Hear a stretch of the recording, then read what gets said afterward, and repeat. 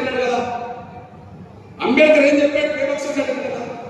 నేను ఒక విజ్ఞప్తి చేస్తున్నాను, దయచేసి నా జాతి ఉద్యోగస్తులు ఇప్పటికీ ఎవరైతే ఉన్నారో, నా జాతి ఉద్యోగస్తులు ఇప్పుడు ఎవరైతే ఉన్నారో,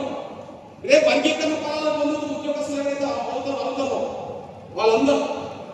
మీ కుటుంబంలో మీకు ఇద్దరు కొడుకులు, ఒక అమ్మాయి ఒక అబ్బాయి ఉంటే మీరు ఎట్లా చదివించుకుంటారో,